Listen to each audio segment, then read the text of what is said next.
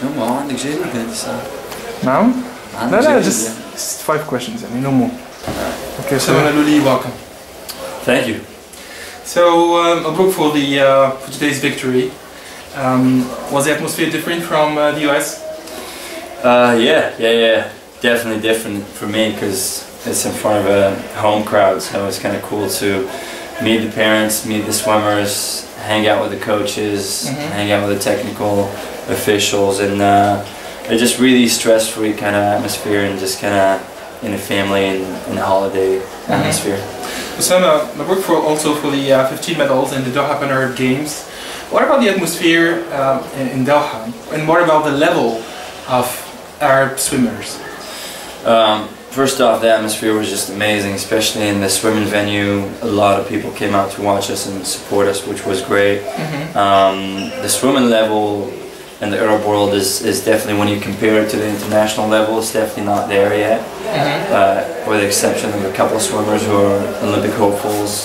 Olympic hopefuls meaning they want to qualify to the Olympics, not make the finals or get on the podium. But it's definitely a work in progress. There's definitely a lot of work to do, and I think certain countries like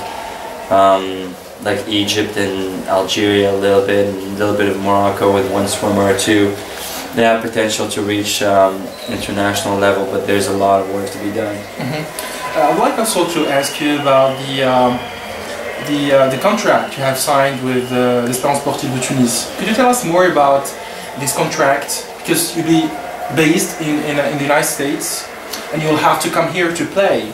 Yeah, basically, the contract is just a support of obviously a club that I'm a fan of, and I grew up in La Marsa, which is a different club, but it's the home, my first home, and where I developed as a swimmer, where I grew up, and where my love for the sport started.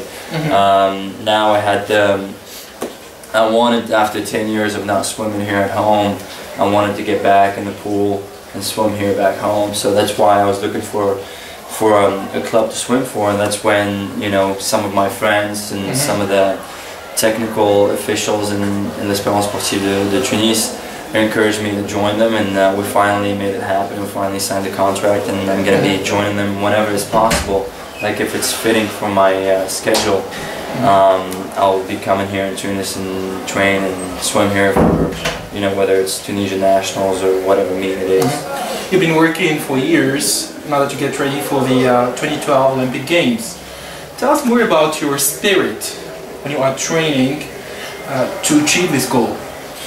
Well, definitely you want to keep high energy, high spirit to train at an intense level day in and day out. I think with the post-revolution era, for me personally, it gave me a lot of spirit, a lot more spirit. I feel like I've never been this proud of being Tunisian, especially overseas, especially in the US or in France or wherever I go to compete. People have heard of our revolution. They respect us for our values, for how we stood up to earn our freedom, and I think that's huge for athletes, and I can speak for myself, and I can tell you that gives me a lot of pride, and that's huge in my preparation, huge in whenever I'm trying to compete. Osama, is basically the difference between a very good athlete and a world champion? A lot of differences. A very good athlete could be lazy, could be not optimistic, could be not ambitious. I think in order to reach the highest of the highest level, you got to be disciplined, ambitious, humble, and hard-working. Many Tunisian athletes justify their failure in education by claiming that they had to make a choice between education and sport.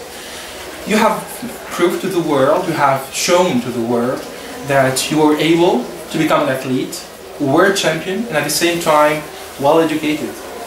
I think where's the secret, Osama?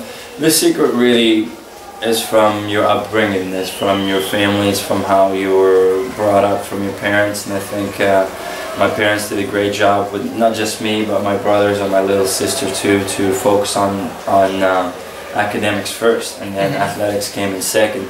And that's why, I mean, when I graduated from 6e année secondaire with really high scores, and I was going to go to lycée pilote, which is a very selective high school here, but I decided to go to a regular high school, and I excelled and I was top in my class in those high schools. And I think it's just a matter of discipline and time management. I think when a lot of kids growing up, they focus on their social life and going out on Saturdays and going on vacations. I focused on my swimming, and that's how it's just basically being conscious that doing both is tough, and that's why you're just gonna make sacrifices. And I think that's the main difference. And I wouldn't have done it without the help of my parents, because if my parents weren't behind me, I'd have done the same mistakes as all these guys that you're talking about. They're making excuses for not being successful academically. Yeah, Oussama, the whole world knows Oussama Mellouli, and